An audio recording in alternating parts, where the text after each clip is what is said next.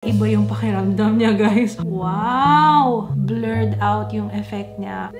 Na-excite ako. Obvious. Ito na yung hinahanap ko.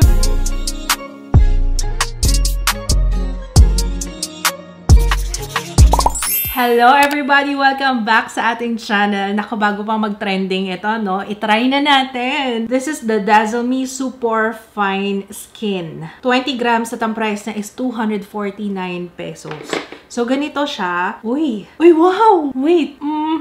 Tsaka hindi siya parang mantika. Gumanda kagad yung skin.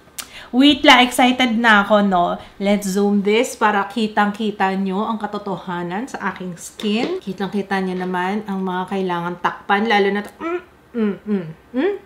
that's life, you know. Subukan natin tong primer na to. I'm very excited. Ang ganda niya. Dito pa lang ako nag-swatch, ay wow. All day oil control, please. Sana gumana siya sa akin. Kailangan ko ng oil control. Alam nyo kung gaano ka-oily yung skin ko. For blurring, moisturizing, and urban defense. Hindi lang siya primer, pwede mo na rin siyang gamitin pang skin prep. Meron siyang niacinamide, glycerin, and hyaluronic acid, and PCMMA microspheres. It's cruelty-free, alcohol-free, and non-comedogenic. At meron siyang scent, medyo light floral yung scent niya. Infused with French chamomile and Korean centella extracts.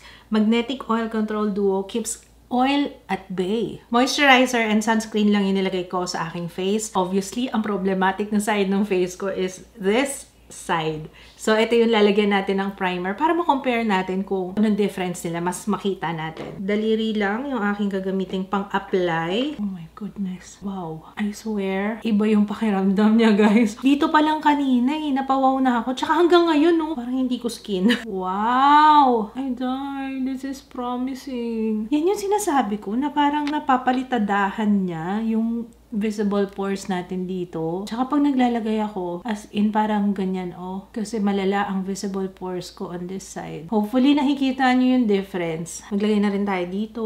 Tingnan natin kung makatulong sa oil control, ha. Nag-mattify kagad. Nakita nyo? Ito ang kintab. Ito, mattified. Oh. Compare na natin side by side, ha. Ito yung wala. Kitang-kita yung pores. Diba? And ito yung meron natin na nyo. Parang napalitadahan yung pores ko. Alam niyo yun? I will use my Acne Armor. Dazzle Me Acne Armor. Cover and Correct Skin Tint. I love this. Halos everyday ko tong ginagamit. Sa mga times na, you know, gusto ko lang skin tint lang. Okay, let's apply. By the way, ang shade ko dito is medium pink. Okay, ito na siya on one side. Hindi pa ako naglalagay dito, so maglagay na tayo ng skin tint dito sa kabilang side. Doon natin malalaman kung talagang anong difference.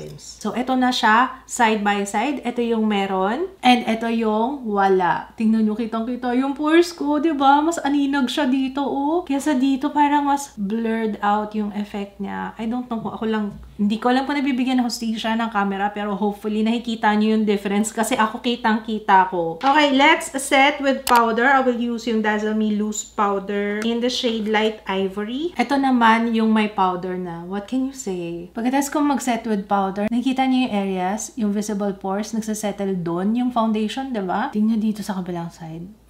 Mas smooth siya dito. Kita niyo yung difference? Tapusin ko muna yung aking entire face and I will... Okay, our look is done. Alam nyo ba, napapansin ko siya dito. Kasi medyo loose na yung skin ko dito. So, itong area na to, yan yung parang, kung titingnan sa face, siya yung parang nagmumukha kong matured na talaga.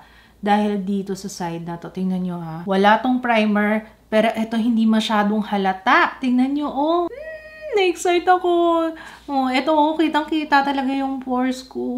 Ito, meron pa rin naman, no? Pero hindi siya ganun ka-emphasized. Unlike dito sa side na to.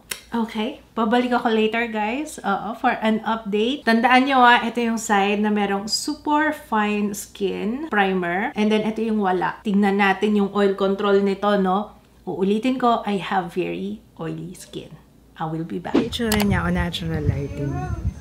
Ito yung may primer at ito yung wala. Hi! Update! It's now 7:25 PM. Kita nyo? Sa orasan. Ayun, tingnan nyo ang aking face.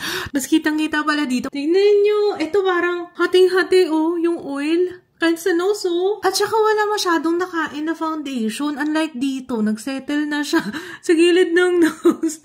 Nakikita niyo ba? Ang galing! Pati yung oil. Wala masyadong oil dito. Tingnan niyo, kitang-kita yung pores ko dito. O dito. Oh, hello? Blurred. Hindi ba ako nag-blot eh? Mag-blot tayo para, mapakita ko sa inyo. Ang galing talaga. Tingnan nyo dito. Obvious na obvious. Oh. Alin yung oily na side, no? Ito muna sa kabilang side. Parang wala talagang nakukuha. Meron, pero konting-konti lang. Pero hindi nga siya halos makita doon sa blotting paper. Ayan o. Makikita nyo naman. Ayan. Dito naman tayo sa kabila. Sayang yung blotting paper. Ito na. Obvious. Kung alin yung mas oily talaga. Mukhang alam nyo na kung ano ang hatol natin dito. Mukhang okay na okay. Sorry, kakatawa. Ito na yata yung best na primer na na-try ko. For my oily skin. Tuwan-tuwa si Jiro dun sa lalagyan nung pinadala ng Dazzle Me. Ang ganda ng PR nila. Tingnan nyo naman! So cute! Oh, locker. O, sige na. Okay. Sige na, play mo na. Ganda! Tapos makita ko lang sa inyo, Napakita lang natin kasi yung face ko nandyan, Tapos may pangalan, tapos may report card. Salamat, Dazzle Me. Ang cute-cute nito. Anyway, napakita ko rito sa vlog. Okay, guys, last and final update. It's now 11:04. Tingnan nyo, mas kitang-kita siya ngayon kung saan nag-settle. I really have visible pores. Ito nga yung sinasabi ko sa inyo. Sige, ready na kayo? Ayan, Tsaka tingnan nyo, parang mas blurred out tong area na to. Diba? Ito, hindi ko naman sinabi na talagang totally wala na. Meron pa rin. Ito meron pa rin. Pero kung i-compare natin dito sa kabila, ito ang dami. Especially itong side na to. Tsaka, grabe yung oil. Ito, meron pa rin. Pero hindi siya kasing, kagaya nito. Kaya ang galing! Yes, mukhang, wow!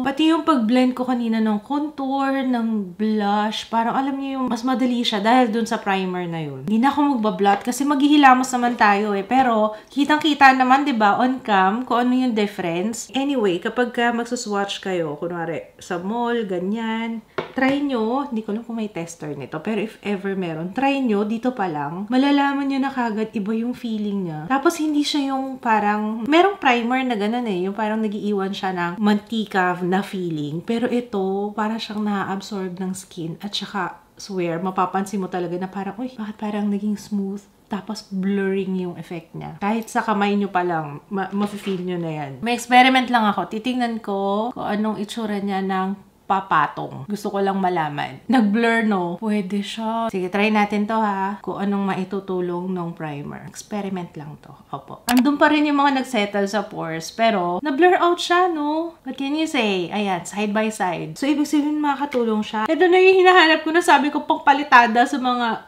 butas-butas dyan. Ako, ang dami kong ganyan, oh. I love it! Dazzle Me Makeup Primer. I love this. Okay sa oily skin. Tapos, if you have acne-prone skin, and sensitive skin, okay din siya. Pwede mo na siyang idagdag mismo sa iyong pag-skin prep before ka mag-makeup kasi nga meron na rin siyang skin actives. Wala na kayo pa pang masabi. Tapos oily skin friendly pa siya. Ay wow! Winner! Thumbs up sa akin to. So, as always, listahan ng mga products na ginamit ko guys nasa description box. If you've tried this already, you know the drill. Comment kayo dyan sa baba para ma-share nyo rin yung experience nyo. Kumusta siya sa inyo? Sa akin, okay na okay siya. I can't wait na i-try siya sa mga iba-iba kong foundation dito, no? Ito yung must-have talaga para sa mga merong textured na skin, problematic skin, especially yung maraming visible pores, tapos yung may mga kailangan talagang i-blur out, especially dito sa cheeks. Sa akin, honestly, nakakababa ng self-esteem. At saka, syempre, aging na yung aking skin, kaya talagang mas visible yung mga pores ko. Pero, hindi naman siya talaga totally mawawala, pero at least man lang kahit papano ma-lessen yung appearance niya, diba? Hindi lang siya I like it, I love it. Sobrang pasado sa akin ito. Sa aking textured and oily skin. Ay, finally! Dazzle Me. Maraming salamat. Ayun lang guys. Thank you so much for watching. Kung meron kayong request, feel free to comment down below. And I will see you again on my next one. Bye guys!